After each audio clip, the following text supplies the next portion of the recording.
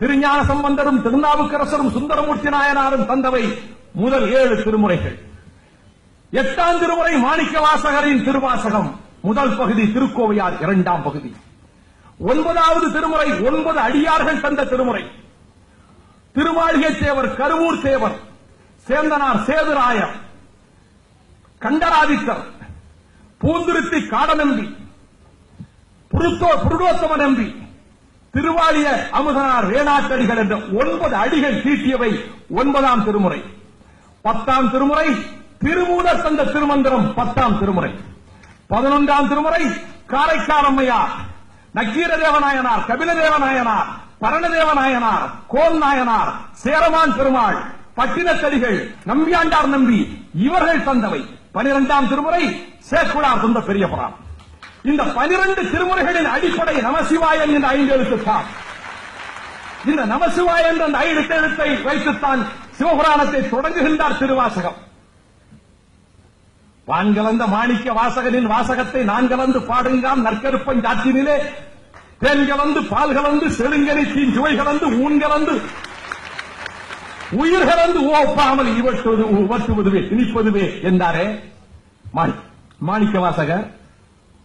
வாட்டமிலா மாணிக்க வாசகரின் வாசகத்தை கேட்டபொழுது அங்கிருந்த பறவைகளும் கீழ்சாதி பறவைகளும் வேட்டமுறும் பொல்லா விலங்குகளும் விஞ்ஞான நாட்டமுறும் எண்ணில் இங்கு நான் அடைதல் வியப்பு அன்றே. ஆகவேதான் வடலூர் வள்ளலாரின் உள்ளத்தில் மாணிக்க வாசகர் திருவாசகர் இடம்பெற்றதைப் போல லண்டன் நகரத்திலே இருந்து வந்த ஜெய்யும் கோப்படிகளினுடைய உள்ளத்திலே இடம்பெற்ற காரணத்தினால் 1863ஆம் ஆண்டு மையத்திலே அவர் தமிழ் படித்துவிட்டு 63 ஆண்டுகள் தமிழ் படித்துவிட்டு லண்டனுக்கு போனார்.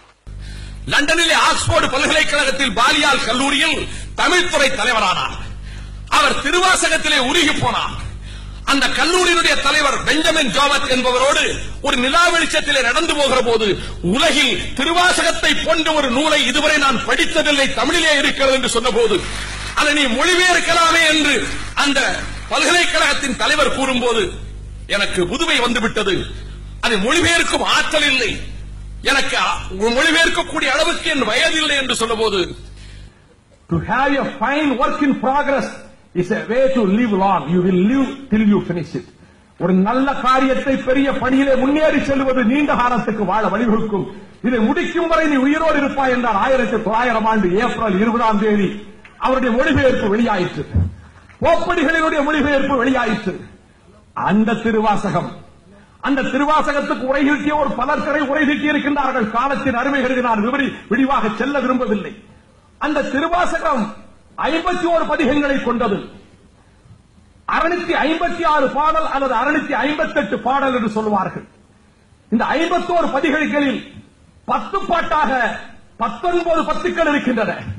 விரல்கள் 10, மோசஸின் கட்டளைகள் 10, திருக்குறளின் பாடல்கள் 10, 10 பாட்டு, முல்லை பாட்டு, குறிஞ்சி பாட்டு, திருமுருகாற்றுப்படை, பொருளராற்றுப்படை, பெருமானாற்றுப்படை, சிறுபானாற்றுப்படை,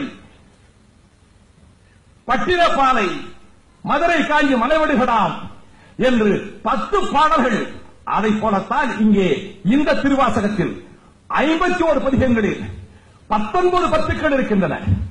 அச்சப்பத்து, அடைக்கலப்பத்து, அருள் பத்து, அதிசய பத்து, அற்புத பத்து, அன்னை பத்து, ஆசை பத்து, உயிருள்ளி பத்து, கண்ட பத்து, குயில் பத்து, குழாப்பத்து, குழாப்பத்து, குழைத்த பத்து, பிடித்த பத்து, பிரார்த்தனை பத்து, உணர்ச்சி பத்து, யாத்திரை பத்து, வாழா பத்து.